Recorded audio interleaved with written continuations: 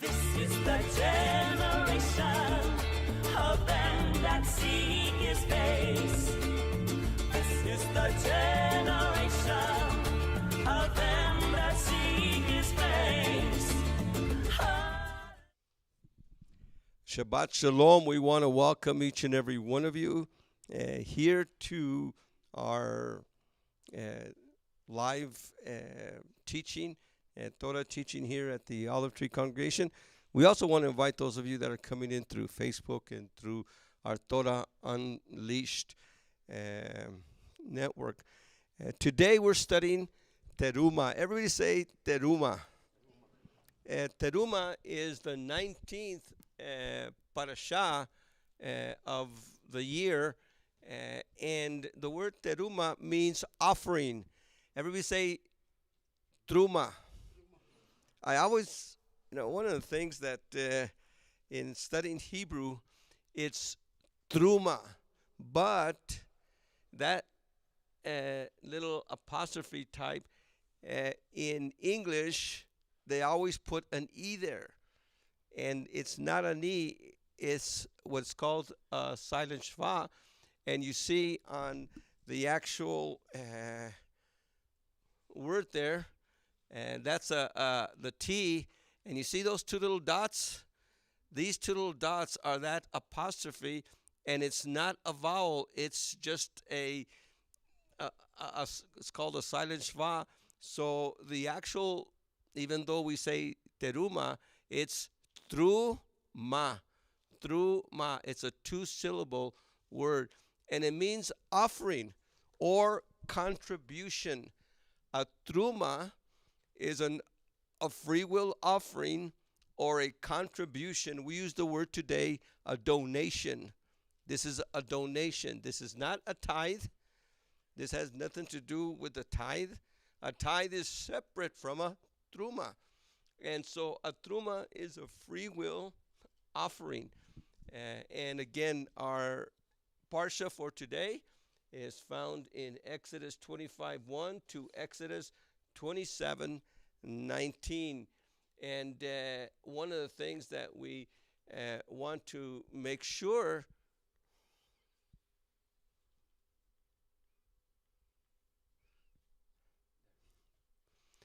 is that we know that these verses, there are 9 separate studies in this parasha.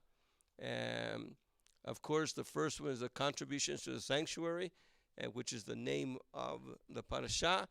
And then today's parasha has to do with the tabernacle and the furnishings of the tabernacle.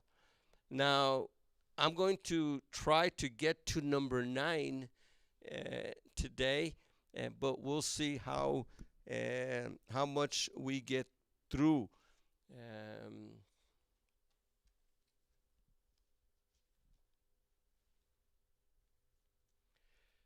Of course, this is the actual first verse. It says, "Tell the sons of Israel to set aside for me a contribution, a truma, from every man you will accept whose heart prompts him to give a truma, a contribution." So Israel, the sons of Israel, were to set aside a contribution, a donation, a free will offering. And remember, a contribution, a truma, is from every man who heart prompts him, as much as the man wants, as little or as much. You give this freely. A tithe is something that you must give to Adonai whether you like it or not. A tithe is a duty. A tithe is a tax, just like the taxman. When the taxman comes, some of you are starting to prepare for your taxes. You can't say, well, I don't want to give that much. I'm just going to give whatever I want to the taxman. No. When Give unto Caesar day comes, you give him what he demands. That's a tithe. And again, a tithe is 10%. I think the government, has a little bit higher than 10%.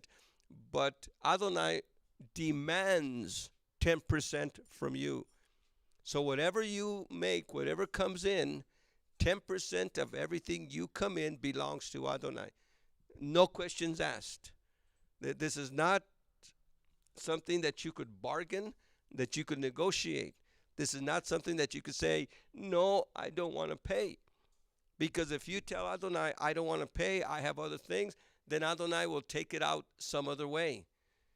In fact, one of the ways that Adonai takes it out, if you don't pay your tithe, is in your pockets. All of a sudden, there'll be holes in your pockets. And, you'll start losing money here and there. You'll start, Adonai has a way of taking things from us if we don't give him what is his. Now, a truma, a contribution, an offering, that's up to whatever you want. If you want to give a penny, Adonai loves your penny, your widow's mite. If you give $1 million, Adonai loves that too. A contribution of whatever you want, as your heart prompts you. Now, there's verses that talk about free will offerings, and people say, well, the Bible says we don't have to tithe. We could just free will offer. Yeah, a tithe is one thing. A free will offering is an addition. In fact, you don't even have to give an offering. If you say, I don't want to give, you don't have to give. And Adonai is okay with that. The tithe is mandatory. The offering is not. And this is what this is talking about. It is an offering. Now, the truma is from the zachav, the gold, the kesef, the silver, the bronze, colored stuff, fine linen, goat hair, ram skins, leather, acacia wood, oil, spices, chrism, which is olive oil, stones, gems, all these things. You could give Adonai whatever you want. And all these people came, as you see them in the picture, giving all their goat hair and oil that they had, wood that they had, fine linen that they had. Remember, a lot of this stuff they got from the Egyptians. Remember, Adonai told our father Abraham that they were going to leave. They were going to be in slavery for 400 years, but when they left, they're going to leave with a lot of finances and a lot of blessings. And exactly as Adonai predicted to Abraham, they did. And so now they left rich. But what did they do with this? Adonai says, give a truma. And little by little, they started giving. Now, what was the purpose of the truma? What was the purpose of this offering? Not the tithe, but the offering. What was the purpose of the truma? And it is a very important purpose for the Miqdash, the Mishkan. Now go with me to verse 8 there. 25:8. And here in 25:8, it says, build me, make me a sanctuary, a Miqdash. Say with me, Miqdash. A Miqdash is a sanctuary. Adonai says, make me a sanctuary, a Miqdash, so that I could dwell. The word dwell in Hebrew is the word shachan. Say with me, shachan. And as you say shachan, don't make sure nobody's in front of you. Shachan. Shachan. That I may dwell, shachan, among them. You will make it according to the pattern for the dwelling place.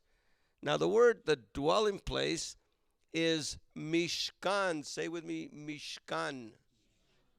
According to the dwelling place. And the design for the furnishings which I shall now show you.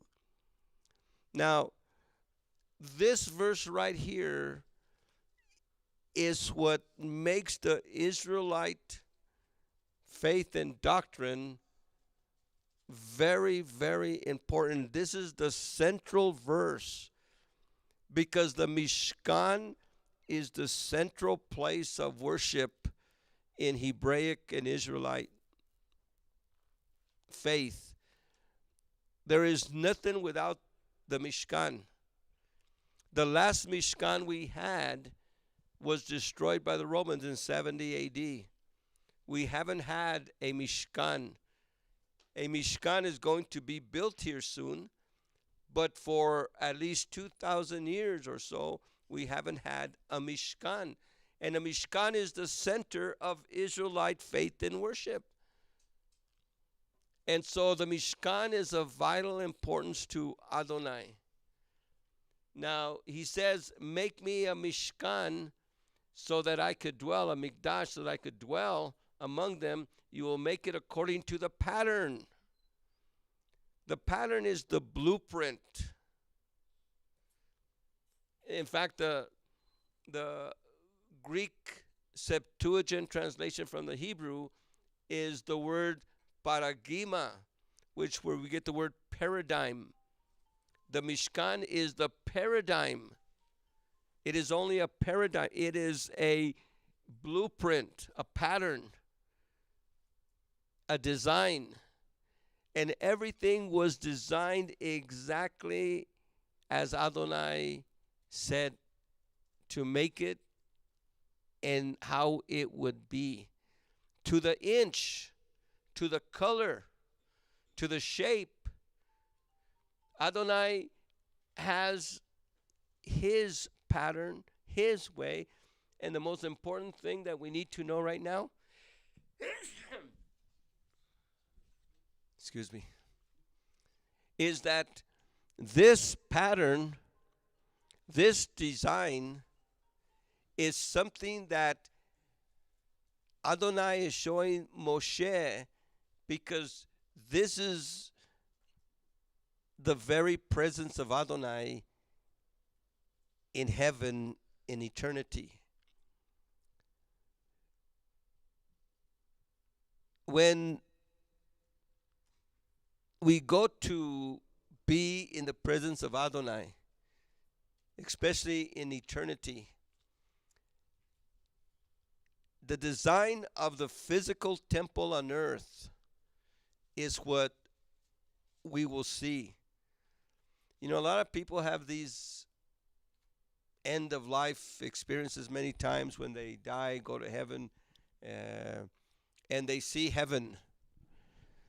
But have you ever noticed that nobody has ever seen a diagram of the temple?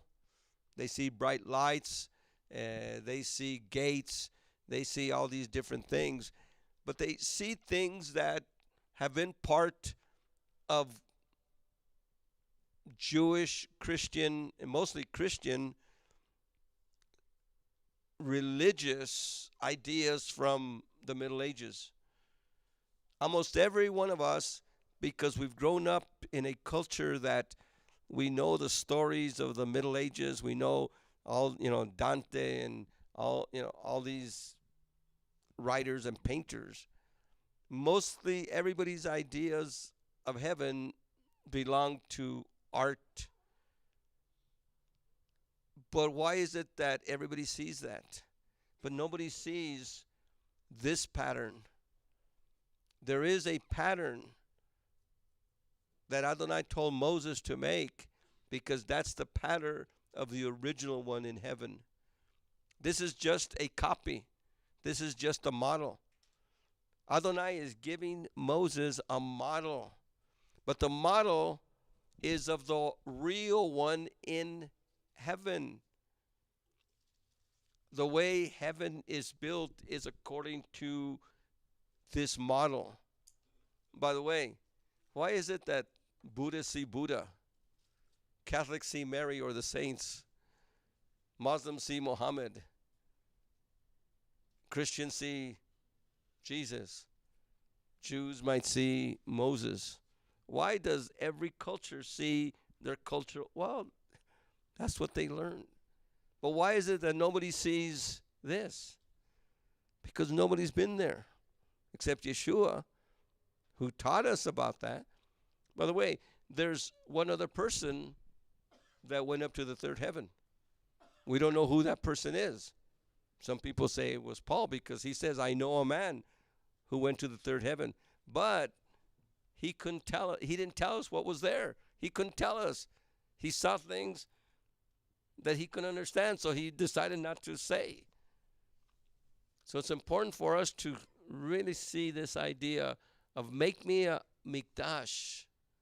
Make me this sanctuary so that I could dwell with you. I could live with you. I could spend time with you. This dwelling place, this Mishkan, make it according to the pattern, according to the blueprint, according to the diagram that I give you. Now, again, the Miqdash is the holy place. The Shachan is to dwell. The Mishkan is the dwelling place. And they shall make for me a Miqdash, and I shall Shachan among them. I shall Shachan among them. I shall dwell among them.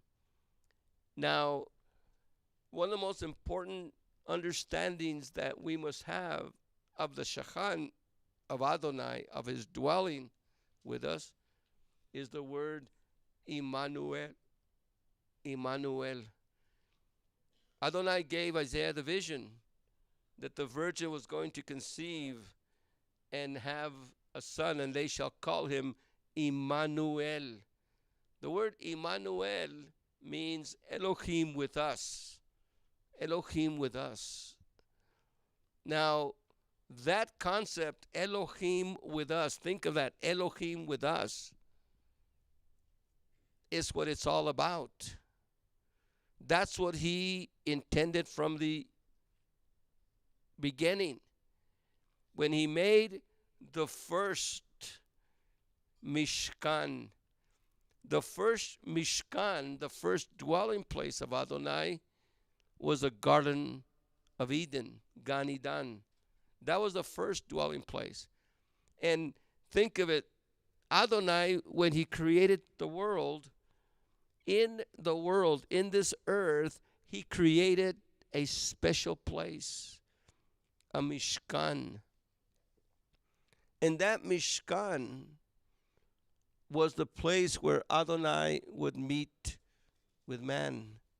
This is what I call the original meeting place, the original Kehillah, the original gathering place, the original synagogue to gather together. And of course, it was Adam and Eve, but it was Adam and Eve not with each other, but it was Adam and Eve with Adonai. In fact, we are told that Adonai would come and meet with Adam in the cool of the day. Can you imagine?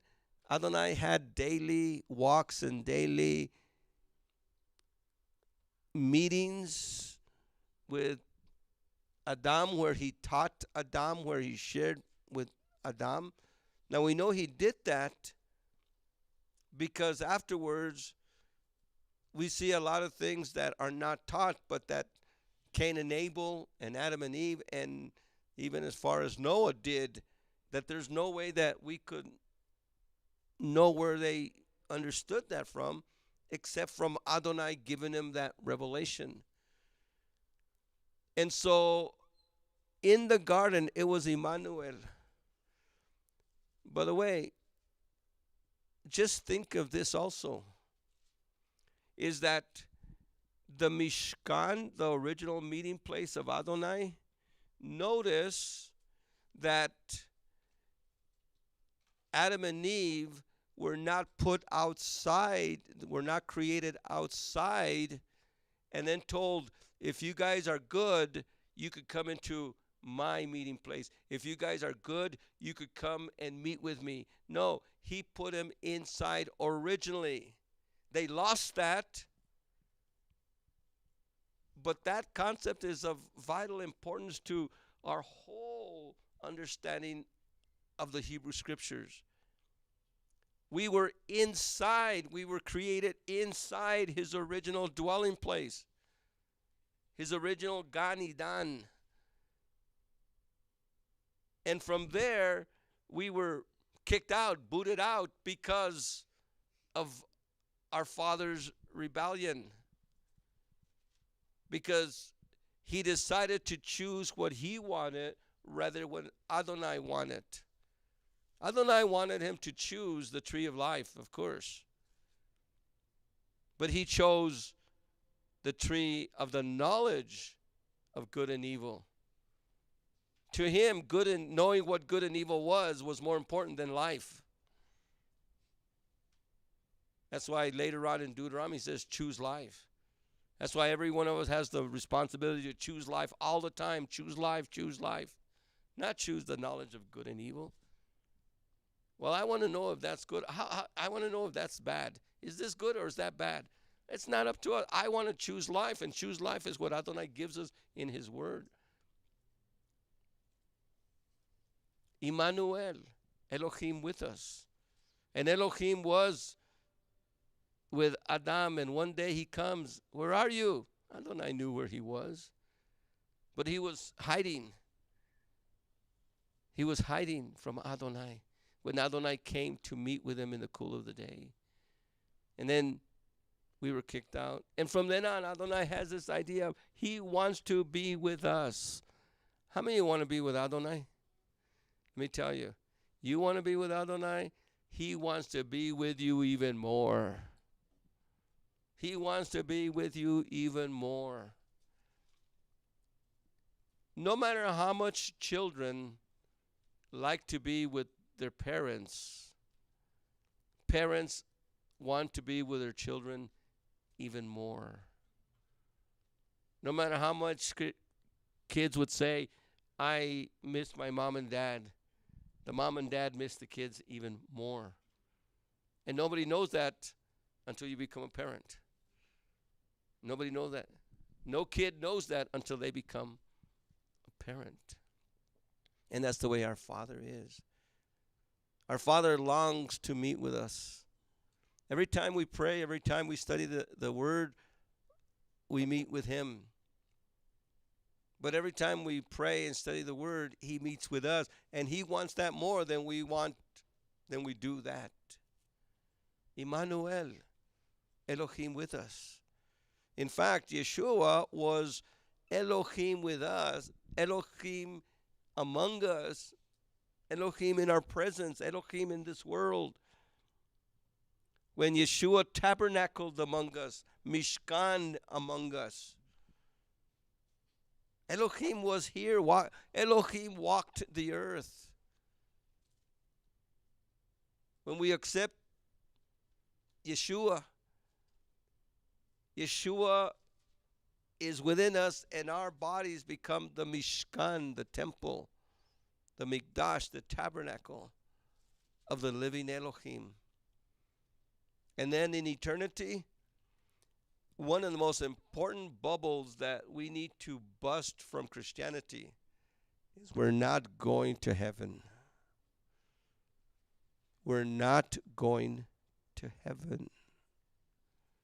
That's one of the most important understandings of Immanuel. We're not going to heaven. Adonai, at the end, is going to create a new heaven and a new earth. And then it says the throne of Elohim. We're going to see this. The throne of Elohim is going to come down, and Elohim is going to live with us. We're not going to live with him in heaven. He's going to live with us on earth forever and ever and ever. Olam ha olam. And he's going to be Immanuel for eternity. The invisible in the visible. The omnipresent. Omnipresent means he's everywhere. He's everywhere at once. there is no end of the universe. There is no end of eternity. But can you imagine the Mishkan is the omnipresent Elohim in a location, in a particular location? How could he be in a particular location and then everywhere? How can Elohim implement a finite space, this Mishkan made of wood and skins of animals, within his infinite presence? How could he, I don't know. Why would Elohim require Moses and Israel to do that impossible task? It's impossible. Adonai, to put the greatest, immense life in a little square, 30 by 30 sanctuary on top of an Ark of the Covenant there. The kavod, the glory of Adonai there.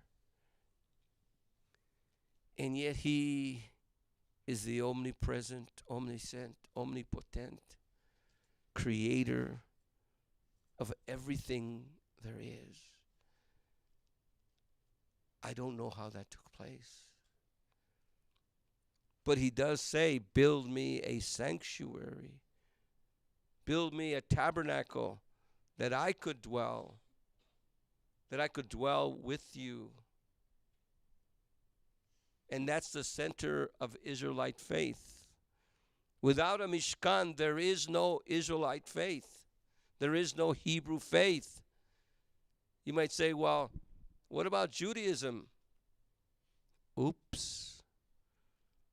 Since 70 AD, and particularly in 200 AD, when the Mishnah was written, and then the Talmuds later on and other writings, Judaism is a temple-less religion. Judaism is a temple-less religion. Hebraic Israelite faith is centered around the Mishkan. Now, Hebraic Israelite faith is going to be restored again when Yeshua comes. When Yeshua comes on his second coming, Yeshua is going to restore the Mishkan. Yeshua is going to restore the temple. Yeshua is going to rebuild the temple as it was promised in Zechariah that he would build the temple. And Yeshua will build it, and Yeshua will be the prophet, the priest, and the king over the whole world for 1,000 years. And the temple will once again be open. The sacrificial system will restart. The priests, without a high priest, because Yeshua will be the high priest, will restart. And everything that Adonai told Moses for 1,000 years in the millennial kingdom of Yeshua, in his fourth temple, will start up again. Now, the importance of the Miqdash Mishkan, the specifics of the Miqdash Mishkan are repeated twice in full detail, to the detail. Now, this is something that only a careful architect could really appreciate. But in Exodus 25:1 to 28:43, which is our parsha today and a couple of parshas later, he tells them what he wants done Exodus 36, 8 to 39, 42, Moses tells us what he did. So we're told what to do, and in 36 on, everything was made exactly according to the pattern. The place of his dwelling with Israel was done, was accomplished. Do it, they did it, exactly according to the pattern. Adonai gave the pattern to Moshe. This is how you do everything, the clothes, the hats, the kippas, the high priests, everything, the tables, the menorah, the outward court, everything was done according to architectural expertise and preciseness. And that's what Adonai demanded. Now go with me to 2 Samuel 7:1. 2 Samuel 7:1. The temple, the tabernacle of Moses went through a series of journeys from Sinai through 40 years in the wilderness, through Joshua crossing the Jordan, to Jericho, Ai, to Shiloh. It was in Shiloh for many years. There the Ark of the Covenant, if you remember, was taken to war. It was lost to the Philippines. It was with the Philistines. They didn't want it back after they got boiled, so they sent it off on an ox cart. And you remember the story, one of the priests, when it was falling and the fire of Adonai came upon him, it was taken by David to the house of Obed-Edom. 400-year period, it had these journeys. And then finally, David brings it to Jerusalem. But he put it under awnings, and everything was under awnings, and there was no tabernacle no more. Nobody knows whatever happened to the tabernacle. But in 2 Samuel, chapter 7, verse 1, once David had settled into his house, and Yahweh had given him rest from all of his enemies surrounding him, the king said to the prophet Nathan, "Look, I am living in a cedar wood palace, while the ark of Elohim is under awnings." And David sees this situation. And David, in his heart, has this idea of building Adonai a house. And Nathan, there in verse 3, says, "Go and do all that your mind for Yahweh, do all that what's in your mind, for Yahweh is with you." But that very night the word of Yahweh came to Nathan. "Go and tell my servant David, thus Yahweh speaks, are you the man to build me a house to dwell in? I have never stayed in a house from the day I brought the Israelites out of Egypt until today, but have always led a wanderer's life in a tent." So Adonai, since the tabernacle of Moses, he has been in this tent. And David wants to build him a house, and Adonai says, "I have never lived in a house, a temple, like the temples of the other gods.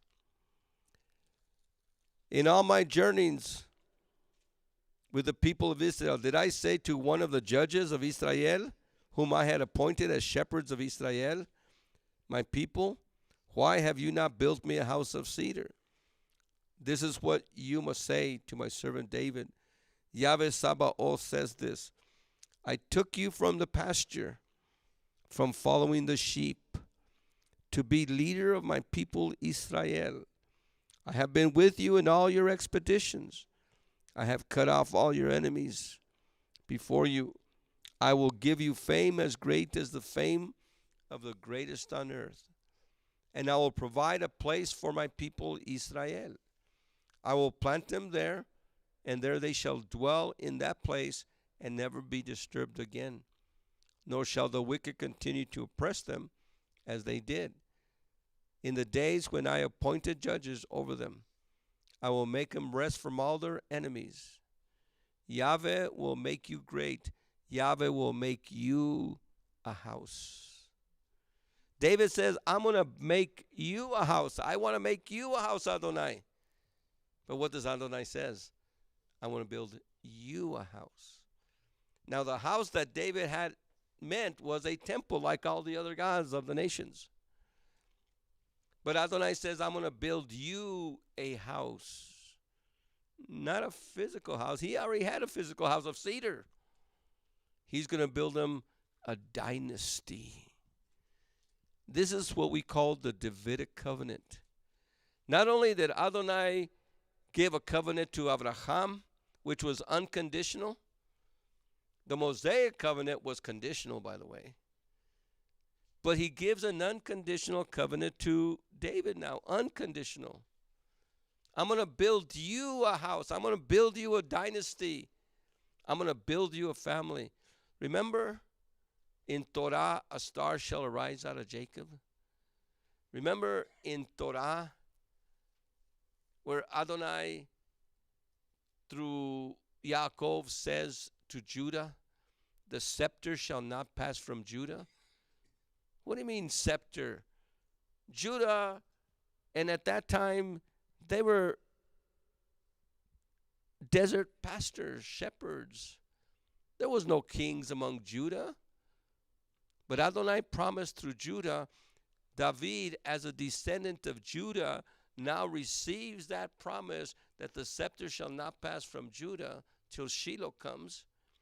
And now David is the recipient. The covenant is going to be made with David so that the house of David could grow up. Now watch what it says. Yahweh will make you a house, and when your days are ended, and you are laid to rest with your ancestors, I will preserve the offspring of your body for after you and make his sovereignty secure. Now, Adonai is talking in what I call double talk. Adonai sometimes gives us double talk. He's talking about Solomon. By the way, there was no Solomon at this time. Solomon hadn't been born.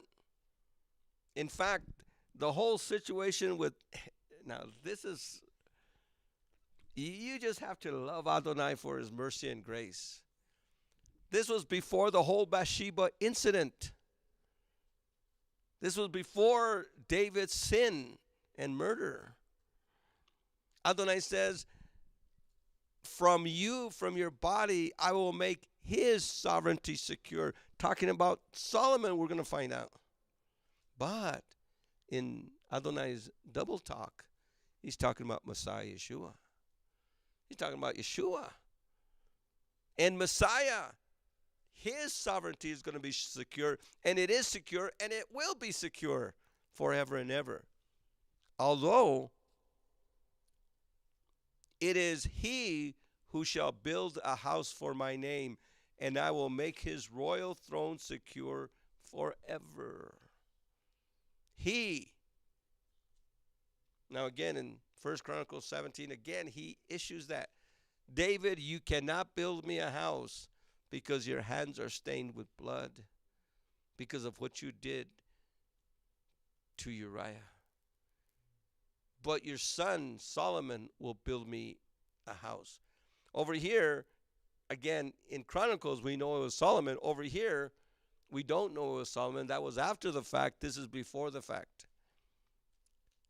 It is he who shall build a house for my name, and I shall make his royal secure. Again, talking about Solomon, the future Solomon, and talking about Yeshua. Because Yeshua will build the house. In the millennium, Yeshua is going to build the fourth temple. One of the reasons Yeshua was not accepted as the Messiah is because he didn't build a temple. What about when they asked about Yeshua at the temple, he says, I'm going to throw it down. Wait a second. The Messiah is not supposed to throw it down. He's supposed to build it up. I'll destroy this temple and build it up in 3 days. Now, he was talking about the temple of his body, but I'm going to tell you something. In the millennium, when the temple is rebuilt, it's going to be rebuilt in 3 days. See, when Adonai speaks, you got to listen carefully. You can't just let it pass. He says, I'm going to destroy this temple and build it up. That temple was destroyed by Yeshua. The second temple of Herod was destroyed by Yeshua. You say, well, wait a second. Didn't Titus, the Roman prince, destroy it? Yes, he did. Wasn't it destroyed by the Romans in 70 AD? Yes, it was. How could you say Yeshua destroyed it? Because when Yeshua came into Jerusalem, if you remember, on the day when they waved the palms, Palm Sabbath it was, not a Palm Sunday. It was a Palm Sabbath. And the Pharisee says, check your disciples, stop them. They were going to accept him as king. But he says, if you had only known on this day the message of peace, but alas, it is hidden from your eyes. The enemy is going to come and raise fortifications all around you and hem you in on every side. They're going to dash your babies to the rocks. And not one stone here is going to be left standing on top of another because you did not recognize your opportunity when Adonai offered it. Is that a threat? That's Adonai, that's a promise. That because you have not received me as your Messiah, therefore, the consequences are, you see this temple? It's going to be gone. So in a sense, Yeshua had something to do with that destruction, and so did they. So he tells them here that I will make his royal time secure. I will be a father to him, and him a son to me. If he does evil, again talking about Solomon, I will punish him with the rod as men use, and Adonai punish them good, with strokes such as mankind gives. Yet here's the grace. Here's unmerited favor. Yet I will not withdraw my favor from him.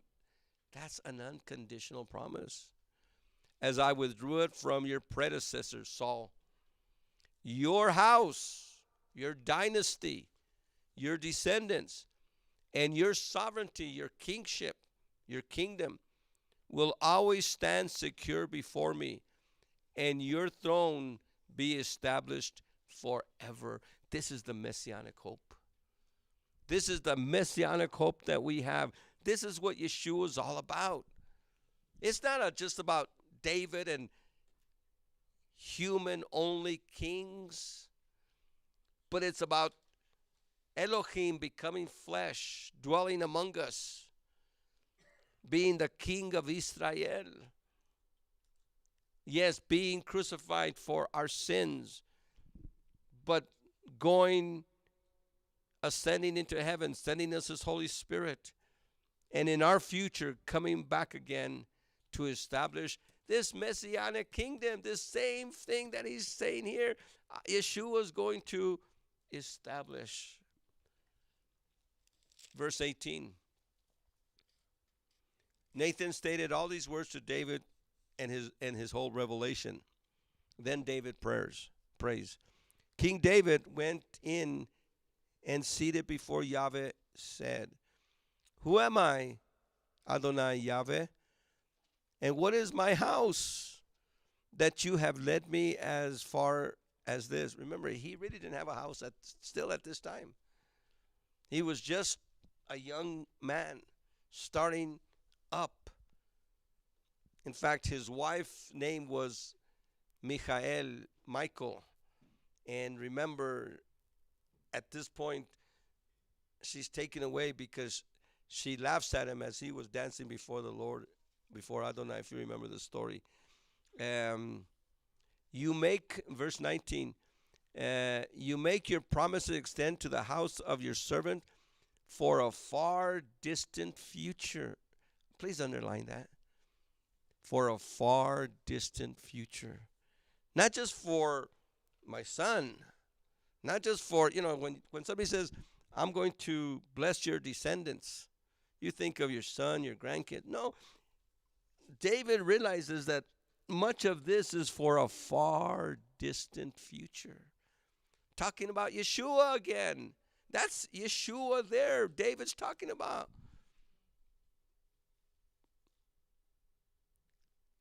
In our past 2,000 years ago, and in our future when Yeshua comes back to make the millennium, to bring him, to establish the millennial kingdom. It's about him. Oh man, there's so much. Verse 27. And again, David's still praying. Yahweh Sabaoth is Elohim over Israel. The house of your servant David will be made secure in your presence, since you yourself, Yahweh Sabaoth, Elohim of Israel, have made this revelation to your servant. I will build you a house. So, because you're going to build me a house? In fact, it's really strange. David says, I want to build Adonai a house. Adonai says, okay, David, I'm going to build you a house. And by grace and then David says, okay, because you've done this for me, I'm going to build you a house, a physical house. I want to build him a physical house. I will build him a dynasty. Then I will build him a physical house.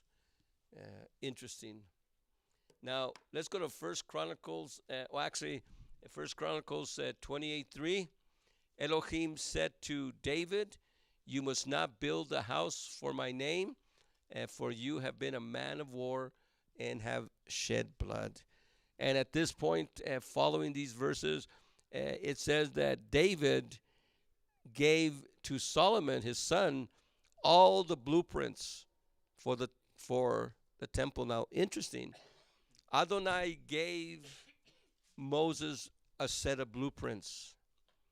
But when David builds a house, Adonai gives David another set of blueprints, exactly the same as the first ones, but different, better. Why?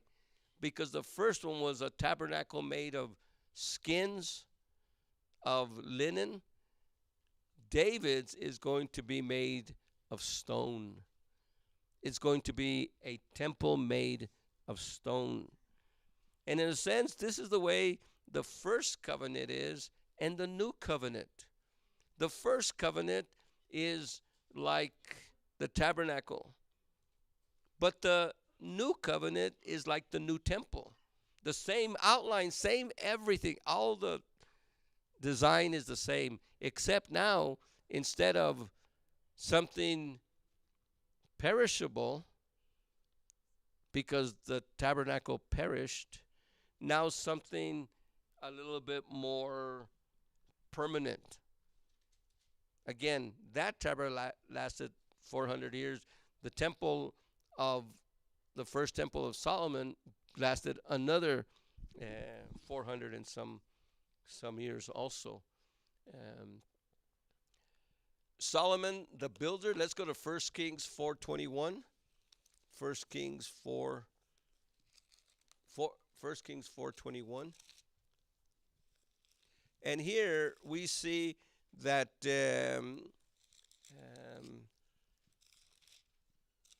Solomon becomes the builder. He's the overseer now of this temple. Notice that while the inside is the same dimension, same everything, the outside, the outward, is a little bit different. And of course, after he is anointed to be the king, he calls on Hiram, king of Tyre, and they negotiate on some things. Solomon sent this message to Hiram. By the way, this is either 1 Kings 4:21 or 1 Kings 5:1, because there are two numbering systems, depending if you're reading the Hebrew or the King James. Some of them are numbered according to the King James. Some of them are numbered according to the Hebrew. And so over here, again, I'm looking at it from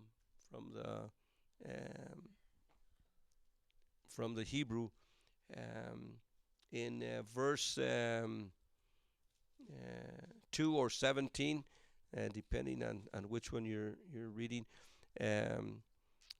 You are aware that David, my father, was unable to build a temple for my name, for the name of Yahweh, his Elohim, because his enemies wage war from all sides. But now Yahweh, my Elohim, has given me rest from every side, not one enemy, no calamities. I therefore plan to build a temple for the name of Yahweh, my Elohim, just as Yahweh said to David, my father, your son, whom I place on your throne, will succeed you, shall be the man who will build the temple for my name. And now down to verse 21 or 7. Now blessed be Yahweh, he said, who has given David a wise son to rule over this great people. And verse 26 or 12. Yahweh gave Solomon wisdom as he had promised him. Good relations persisted between Solomon and Hiram, and the two of them concluded a treaty. And of course, in chapter 6, in the 480th year, after the Israelites came out of the land of Egypt, in the 40th year of Solomon's reign over Israel, in the month of Ziv, which is the second month, he began to build the temple of Yahweh, the temple that Solomon built for Yahweh.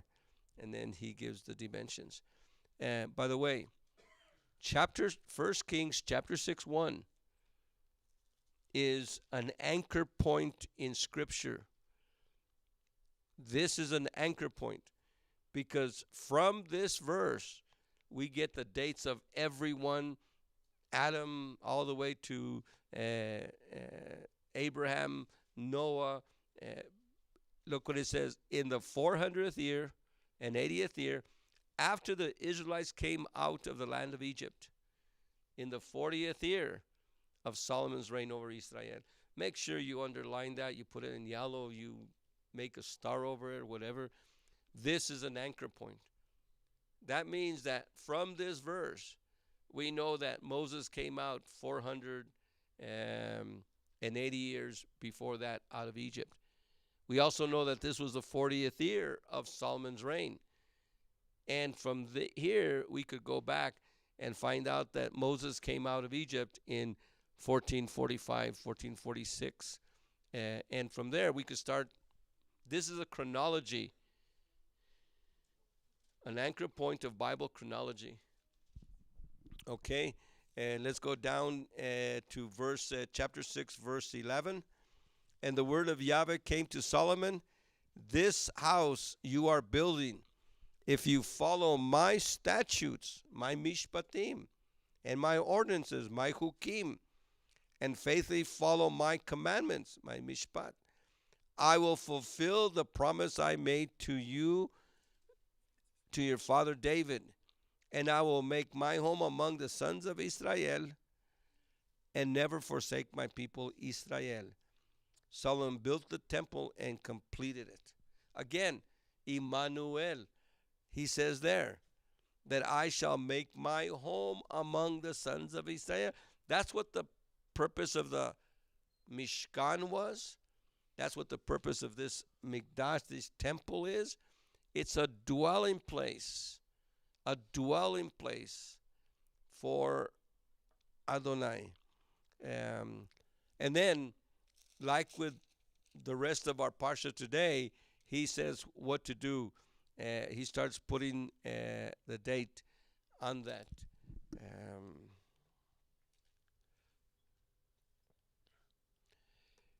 When we talk about the dwelling places, this chart is very important. And we know that the dwelling places, the first dwelling place was the tabernacle of Moses. That's what our parsha is today. The second dwelling place was the Temple of Solomon. The Temple of Solomon is what we call the first temple. The first temple. That temple went for about 400 years, and in 486 BC, it was destroyed by the Babylonians. Solomon's temple was destroyed by Babylon. We went into captivity for 70 years. 70 years of captivity in Babylon. And Adonai called on Nehemiah, on Ezra, and on the governor Zerubbabel to build another temple. We call this the Zerubbabel's temple. Zerubbabel's temple. Because Zerubbabel was the governor. Nehemiah, if you remember, and Ezra were the ones that did a lot of work on that. That, if you remember, that temple was desecrated by Antiochus, and the Maccabees rededicated it, re-Hanukkah'd it. But then Herod, when he comes, he renovates this temple. So the second temple had two phases. Phase A, which was Zerubbabel's temple. But then Herod, what he did is over Zerubbabel's temple, he built a higher temple on the same dimensions, and he built but a higher one and wider one, and then he dismantled the inner temple and then built inside that, what he had dismantled the temple, he actually built the dimensions of the Holy of Holies and the holy place, and then added rooms on the side. So the second temple had two phases. Now, that temple, Herod's temple, was destroyed in 70 A.D. And since 70 A.D., we have not had a temple. Now, there's a third temple coming. The fourth dwelling place is going to be the third temple. And this is what I call this the tribulation temple, because it's going to be in the 70th week of Daniel, and it's going to be built in the 70th week of Daniel. And this is the temple that the Antichrist is going to come and desecrate. The anti-Messiah is actually going to come and set up the abomination of desolation like Antiochus did on this third temple. And then when Yeshua comes back, that temple is going to be destroyed because of Armageddon, and Yeshua is going to build the temple of Ezekiel, which is the fourth temple. This is what we call the Messianic temple. And Yeshua will build that one in 3 days. Now, what's interesting is that in today, please be careful with what you are hearing today, because Israel and the Temple Institute and other groups are wanting to build this third temple. The problem is they're calling the third temple Ezekiel's temple. Now, why does Judaism call the third temple that is going to be built soon Ezekiel's temple? Because they don't believe in Yeshua the Messiah. Because Daniel says that the anti-Messiah is going to, in the 70th week of Daniel, make a covenant with Israel. In the middle of the covenant, in 3.5 years, he's going to come in and set up the abomination of desolation. Well, see, at that point, it says there's going to be a temple, a third temple. The only problem is is that the anti-Messiah is going to desecrate it by that, and that third temple is going to be destroyed. That temple is not going to be built on Ezekiel's design, but that temple is going to be destroyed. But Yeshua is going to build Ezekiel's temple on Ezekiel 40 and following, according to that pattern. Now, that's the same pattern as the tabernacle that Adonai gave Moses. That's the same pattern that Adonai gave to David and Solomon.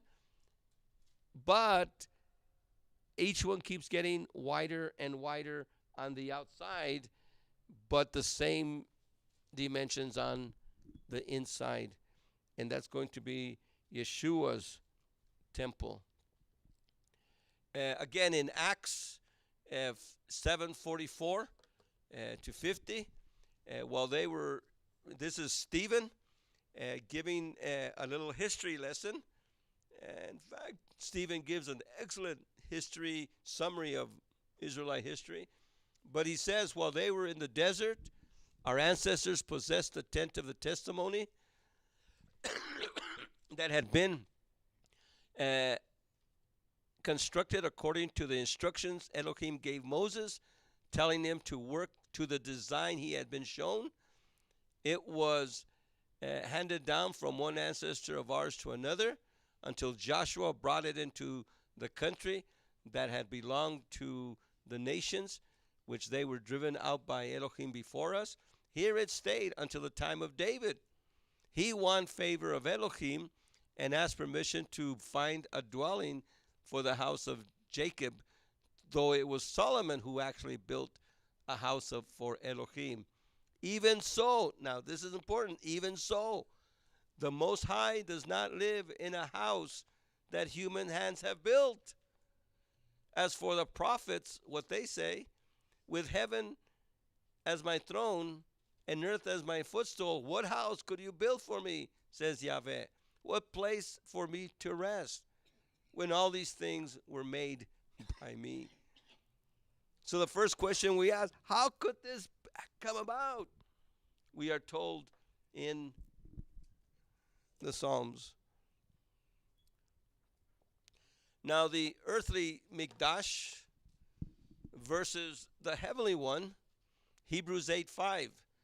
Again, though these maintain, talking about the priesthood, they maintain the service only of a model or a reflection of the heavenly realities, just as Moses, when he had the Miqdash to build, was warned. Elohim who said, see that you work to the pattern that was shown to you on the mountain. And Hebrews 9:23 and 24. Only the copies of heavenly things can be purified this way. The heavenly things themselves have to be purified by a higher sort of sacrifice than this. It is not as though Messiah entered a man-made Miqdash, which was merely a model of the real one. He entered heaven itself, so that he now appears in the presence of Elohim on our behalf. Now, on Resurrection Day is a day that Yeshua entered the the heavenly temple. Notice that Yeshua didn't do any sacrifices in Herod's temple, because that was just a model. Can you imagine Yeshua in his pre-existence knew the real temple? And when he came down here, he just saw a model? Can you imagine you living in a giant mansion? A giant mansion. And then one day, someone says, oh, here's your house. And it's just a dollhouse model of your real house? Oh, wait a second. This is just this is a dollhouse. That's the real one. Heaven is real. The temple in heaven is real. These were just models. The tabernacle of Moses, All these are outward models, but they weren't the real. Yeshua is the real. In Revelation 11:19, then the Miqdash of Elohim in heaven opened, and the Ark of the Covenant could be seen inside it. Can you imagine? In heaven, there's an Ark of the Covenant.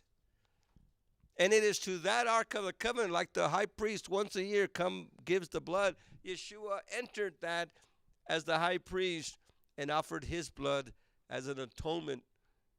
Yeshua did not come to cover the sins of the world like the blood of bulls and goats. See, that's why when it says the blood of bulls and goats, that they only cover sin.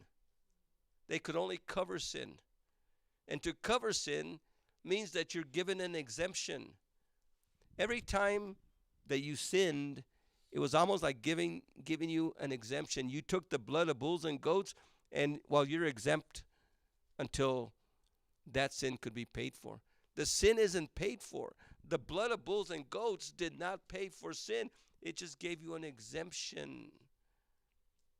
And if you had faith, you looked forward to the Messiah. If you have faith now, we look back to the Messiah. But when Yeshua came, and John the Baptist, HaKohen, says, behold the Lamb of Elohim who takes away the sin of the world. Takes away. That's a new concept. Nobody ever knew that before. Nobody's sin was taken away. It was just atoned for. It was just covered. But now, all the sin that was been under the rug, covered by the rug of mercy. Every time you sinned, you put your dirt under the rug. And everything looked clean. But that under that rug was the sin of mankind. And Yeshua took the rug away, and he paid for it, and he cleansed it, and he took it away. That's the difference between the first and the new covenant. Yeshua made what was temporary forever. Yeshua did what was done only year by year, forever. Our bodies are his Mishkan. Do you not know that you are the Mishkan of Elohim, and the Spirit of Elohim, Shachan, dwells in you? If anybody should destroy the Miqdash of Elohim, Elohim will destroy that person, because the Miqdash of Elohim is holy, and you are that Mishkan. See also 1 Corinthians 6:18-20.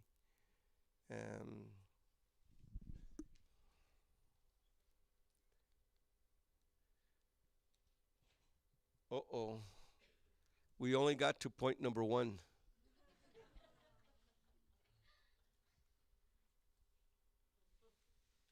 Sorry. And every one of these we could spend the whole study. Every part is important. But I will close with, I got sent this to me by the Temple Institute in Jerusalem. It's snowing on the Western Wall. Look at that snow in Jerusalem. Look at that. Look at that. And this is looking up the Western Wall. You can see those snowflakes coming down. Whoa. Look at that. Look at that beautiful scene. That's the Tower of David. That's the Wall of Jerusalem. Look at that one. Look at that scene. Oh, isn't that beautiful? Here's looking outward. Snow. This is in the Temple Mount. There's the Dome of the Rock in the back. This is the Temple Mount. There's the Tower of David again on the west side of Jerusalem. This is looking west into the... This is from the Mount of Olives, the Kidron Valley in between. And there you see the Dome of the Rock and the Church of the Holy Sepulchre. And here's the moon of the 12th month. This moon shown over Jerusalem means Purim is here. This year we're not going to be able to do Purim like we always do. And last year we had a modified one. This year we can't do Purim. But we'll be talking about Purim probably a little bit on Wednesday. But this is called the Purim moon, new moon. Father, we thank you for the opportunity that we have to be here today. We pray that your Ruach HaKodesh might allow us that, Father, I just gave out points today. I gave out dots, just little dots. And I pray, Father, that every one of us could start learning to connect a lot of these dots. It is my prayer, Father, that everyone learned at least something here. Maybe one thing, maybe two things, Father. That every time we come, we could learn new things and learn to connect the dots. Our responsibility, Father, is not to put a plate and say, here's the food, but to go out and get the vegetables, the meats, the drinks, and put them there so each one could go to their own kitchen, the kitchen of their study, the kitchen of their prayer room, and prepare from what we give, that which is of you. Yevarechecha Yahweh vayishmerecha. Ayir Yahweh panav elecha vichunecha. Asa Yahweh panav elecha vayasem lecha. Shalom. May Yahweh bless you and keep you. May Yahweh make his face shine upon you and be gracious unto you. May Yahweh lift up the light of his countenance upon you and give you his peace. Shalom, shalom. Have a good night. Shalom, shalom. Welcome to Olive Tree Fellowship and Torah Unleashed Ministries. Thank you for joining us on our channel.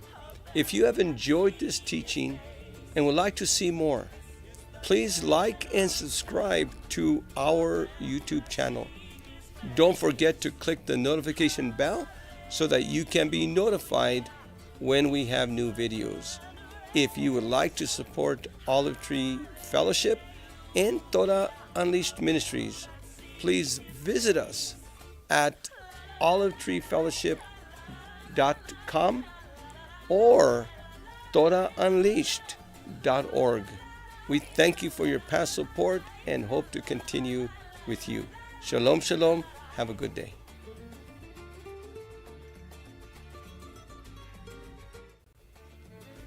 Shalom, shalom y bienvenidos a Olive Tree y a la Torah desatada.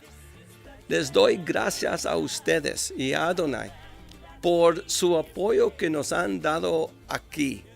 Y si quieren continuar a hacer una donación, pueden ir aquí en TorahUnleashed.org o en olivetreefellowship.com y ahí pueden dar una donación.